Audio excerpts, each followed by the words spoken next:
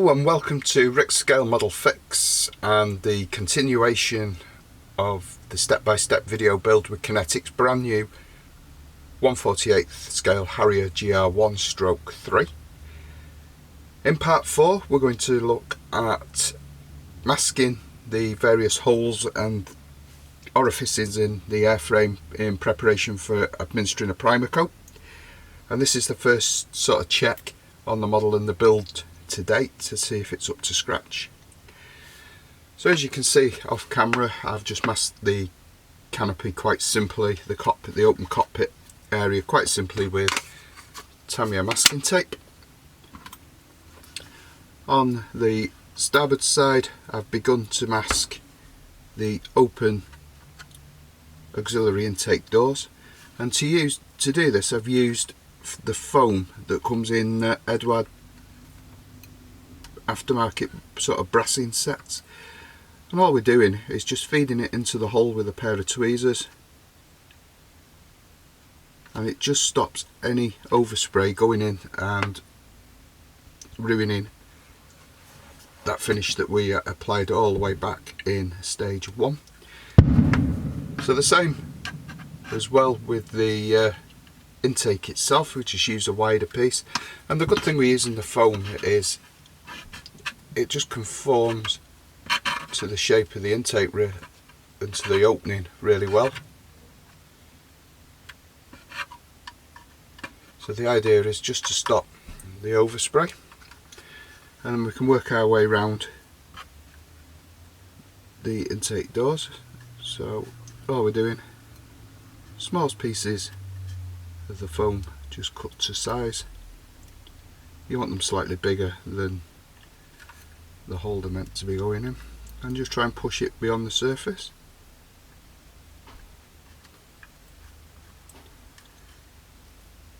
So.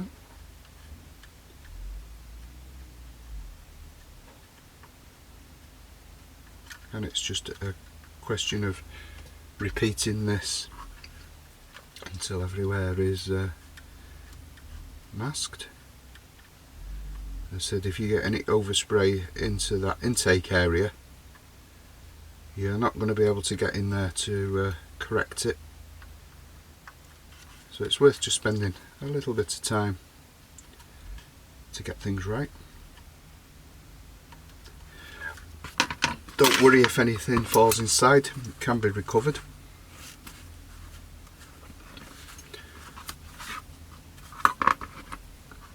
So we just cut these small pieces of sponge just to size to feed into the hole.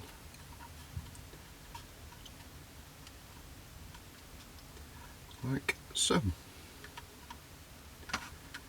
And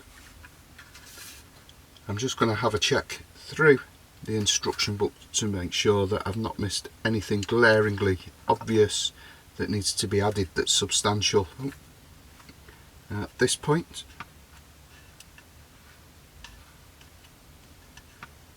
And then we're going to go ahead and get this in primer. So that's it all masked up, and it's the wheelbase aren't painted, so that doesn't matter. We might need a little bit of Mr. Surfacer around here. I'll see how they look, just to try and get it to match the port side a little bit more, and it'll be interesting to see how the fuselage seams have come up with all that work we did. I'm going to be using AK Interactive grey microfiller primer, and we're going to thin that with Mr. Colour self-leveling thinners. So I'm going to leave you at this point while I fill the airbrush, turn the extractor on and put my mask on.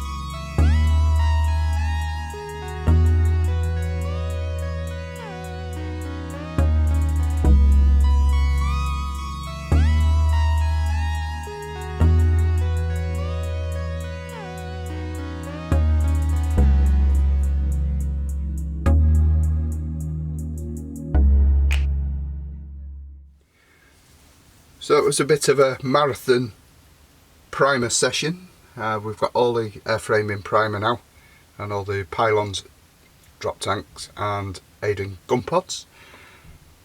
So join me back at the bench when this is dried and we'll go through the next steps. We're back at the cutting mat and the workbench, and the primer is now completely dry. We just left it overnight. I'm pleased to report that I've just had a good sort of inspection of the model, and my build joints and seams were up to scratch. There was no gluey fingerprints or anything that needed to be taken care of. So we're turning our attention now to the main paint scheme.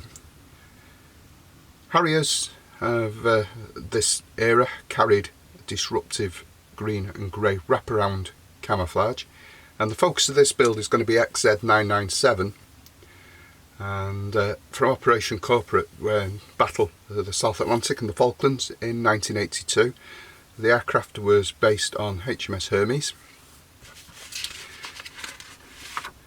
and also in its later service life, it was based at RAF Gütersloh in Germany in 92, and is currently on display at the RAF Museum. Many ways to replicate the wraparound scheme. You can use commercially available masks, blue tack worms, which I can never get to work myself. I've ever tried them once, and funny enough that was on another Kinetic kit, which was the Mirage 3. I got good results, but it seemed to be very time consuming. So my plan is to upscale the kit instruction booklet to the size of the kit, like so. And then what we're going to do is we're going to cut out each of the camouflage patterns using the demarcation and reference points on the airframe, such as the inspection hatches on the top of the wing or the flap hinges, to accurately replicate the pattern on the model. So we'll do that for port, starboard, underneath and upper surfaces. Being a modeller of a certain age, I've sort of grown up and cut my teeth using enamels. Back in the day, when I came back to the hobby seriously in the very late 90s, probably 96 I think it was, paint choice was limited. We didn't have the massive array of paints that we did, and also enamels were rumoured to be going out of production, existence, because of their health implications. So I grew up staple using pretty much the extra colour range, and I really like the shades of the RAF colours that they do. So this is X001 and X004, RAF dark green and dark sea grey respectively. I do use other brands, so we've got Attacker orange line, which are lacquers for example, but I don't think the shades are the same as the extra colour. Now whether that's what I've got used to and that's how they should look, in my eye, I won't be prepared to comment. So I'm going to be using extra colour on this model, thinned dramatically, probably 80% thinners and 20% paint with Mr. Colour thinner, and some Rustin's dryers, just a couple of drops in the airbrush colour cup. That will combat the drying time to literally overnight. But I find that these, in this ratio with a low air pressure, that these spray beautifully, and I prefer freehanding my camo, following a pencil line from the templates that we've just seen, and I find that I can do a free line, sort of freehand pencil line with these with no effort, and then come in and backfill the solid colour area. To that end, I've worked on the model pretty much extensively between the last couple of sections of the video, just to get ahead, because there's nothing going to be more boring than watching me airbrush this for 2, 3, 4 hours. So as you can see, I've replicated the upper surface and down the fuselage sides. So I did cut out the templates, placed them on the model using the landmarks on the wings, for example, to get everything in the right place. I've then sprayed the dark sea grey round, following the pencil lines that I've put on, and I just use a self-propelling pencil, not pressing down too hard because obviously you don't want to scratch the primer coat. And then I've gone back, and as you can see, sort of around the nose area here, I've sprayed the grey each side of the green demarcation, and the green demarcation is waiting to be sprayed in. So there's still a little bit of work to do with this one, so I thought I'd just run through the port side tail with you, and then we can catch up later in the video once the model's completed. So this is the section that we're going to be working on, and we're going to be spraying this grey area. On the model itself we've already got this grey area coming in, so we need to get ready to portray the green.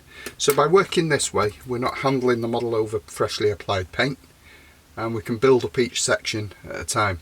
So as you can see on the model, the tail and the nose are unpainted, so whilst I'm working on the tail I can hold the nose. Tail's dry, I can hold the tail and work on the nose. So using Swan Morton scalpel, we're just going to cut this template.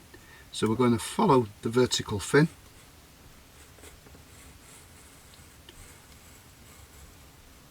down to that panel line, and then we're going to trace round the camouflage pattern.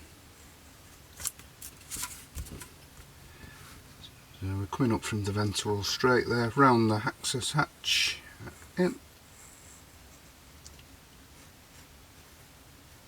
and to the top, and then we're going to remove this.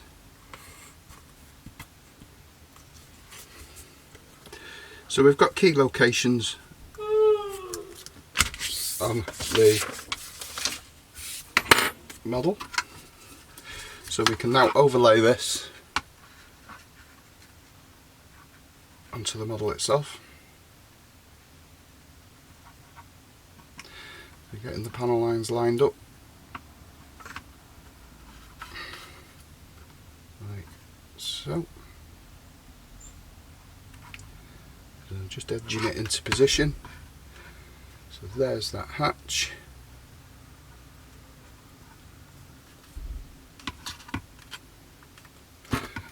And then we're going to mark the primer just with a pencil.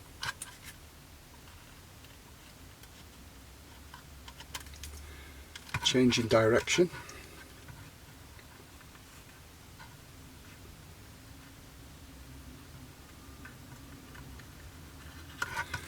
And then we have the area that we need to spray grey. So then we just need to come back to this side, and it should line up, which it does, with the area that we already have. And we're just going to bring everything together. So we're going to start by giving the paint a really good stir. As you can see, this stuff's like syrup.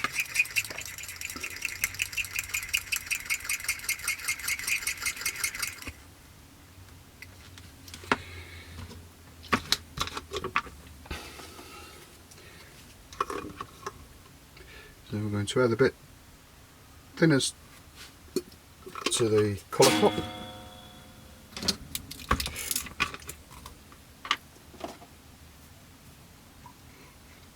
And literally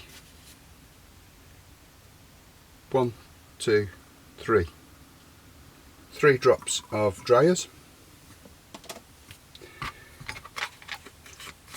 Now the paint, you've got to remember the dryers in there, that the paint does thicken up during the course of the application in the colour cup, especially if you're doing a large working area.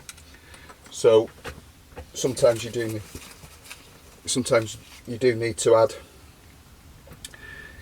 a bit more thinners partway through your work. So we're just going to add a brush full of paint to the mix.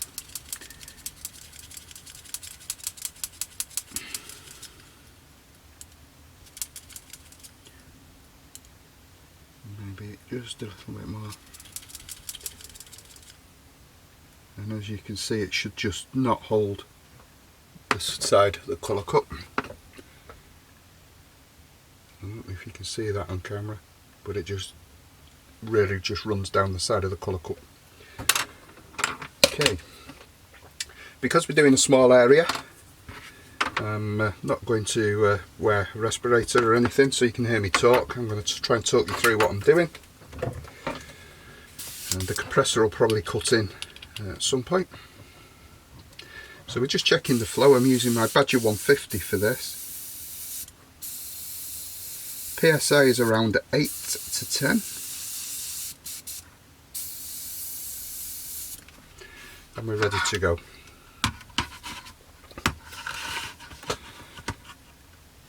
Okay, so I'm just going to work on the solid colour areas first, and this just gets me a feel for the mix. And we're just going to bring it in gently.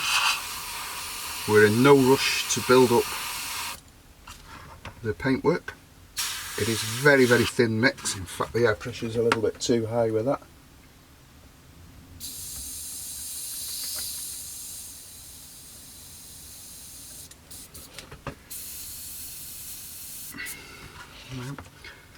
So we're down to about 7 PSI now, and I'm just building this paint layer up very gently. Just try and bring you in as close as I can. And as soon as it starts looking wet, leave the area and go somewhere else.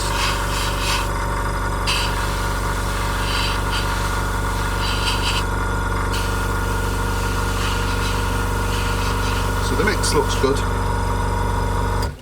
I'm just going to put a rubber glove on because I can start feeling my heat from my fingers starting to interact with the paint surface, and I don't want that. And we're going to try this fine line. So just angling, hopefully you can see.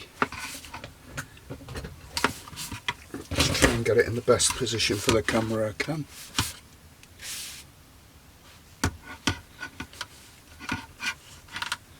We'll go there, we'll try here. So we're working this section near the ventral straight, and we're just right over the pencil line, and I don't know if the camera's picking that up, but it is just a faint line,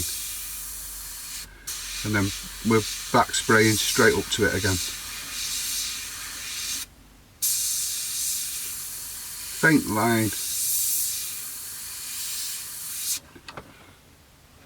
and back spraying up to the line. Just remember, we're not trying to hide the pencil line with the lighter colour, because we still want to be able to spray the green in.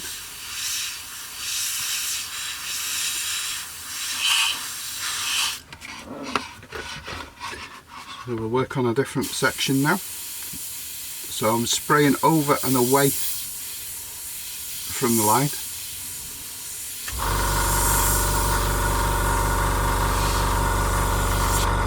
And then back spraying to get the consistent paint finish and a lovely glossy smooth surface. Right, so we're going to do this bit of the fin.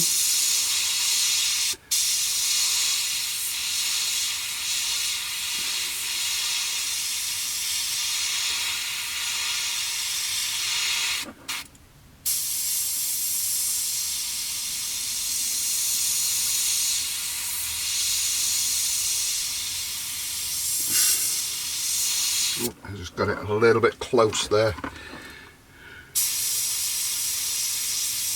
And we'll just work on that area, just building up the paint now to cover up where I blew it across the model, because the paint is honestly that thin, it's like water. Any thicker and you find it hard to do the fine edge work.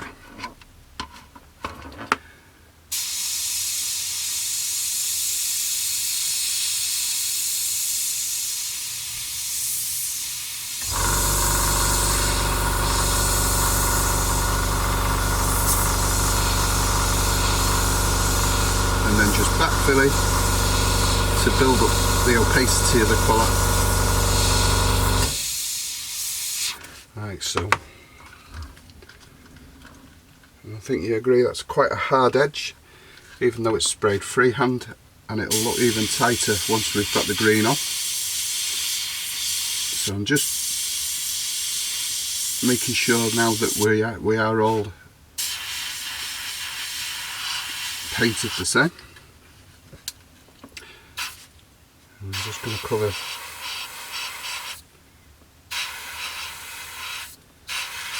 there he is.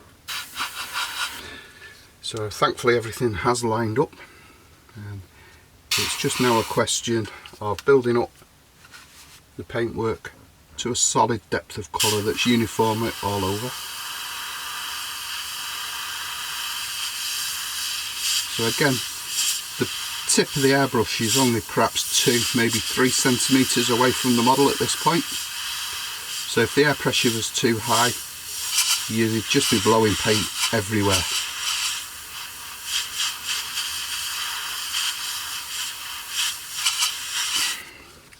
So just building that solid colour up. That pencil line is now disappearing, so we just want it still be visible.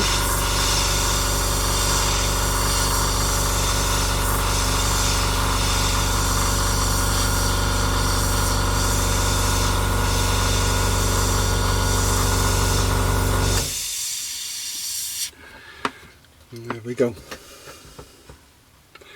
So hopefully you can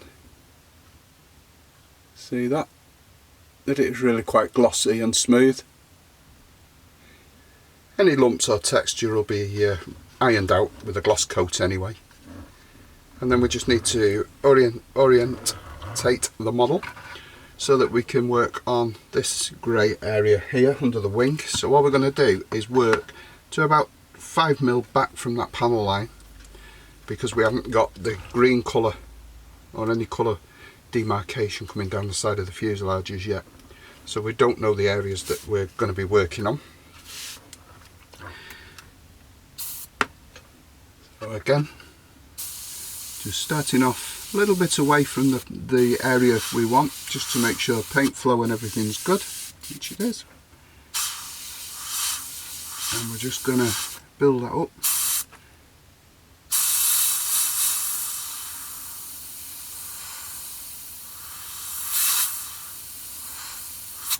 And then backfill.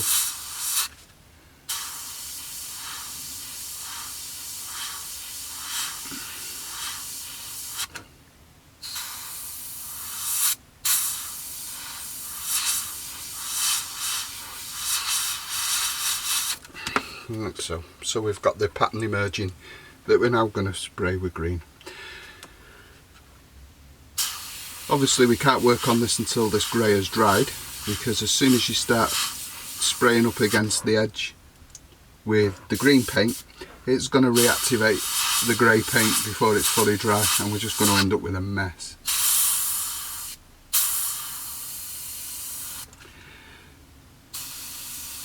So I'm just tightening the edge up now.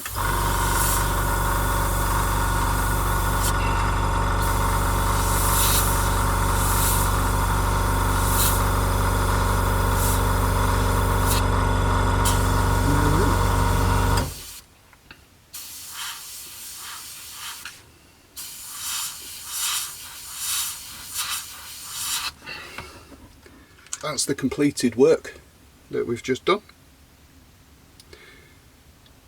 which doesn't look too bad. It's quite tight, sorry about the glove. So this area will need to be filled in with the dark green, and then I'll work my way around the rest of the fuselage. I've still got a fair way to go, so it's going to take a little bit of time. I'm not going to video it because it's going to dry. It'll be so boring just watching me spray that, but hopefully I've given you an insight of how I apply the camo colours to a model, and I shall be back when I've completed it to draw a conclusion to part 4. So we're back at the bench. All the paint and everything, the airbrushes have all been cleared away. There was just hours and hours of footage of me painting this model, so I've condensed it into what I think are the most interesting parts. Weathering has taken place to the green and the dark grey. To do that, we've used slightly different shades of the original colours and just marbled the paintwork a little bit, and then gone in with darker colours around panel lines, etc. It's not to replace the wash, it's just to add a little bit more interest. So hopefully the camera will pick that up. As you can see, the model is quite glossy. It has been given a gloss coat to protect the paintwork, the fresh paintwork, from handling, and obviously in preparation for decals and the wash. My favourite gloss at the moment is Mr. Colour GX100, thinned with their self-leveling thinners. A sort of thin, dusty coat applied first to key into the model, and then subsequent layers getting heavier and heavier until a wet look's formed, and then the gloss coat is allowed to dry. So we've got plenty more coming in part 5. So until next time, please look after yourselves and take care.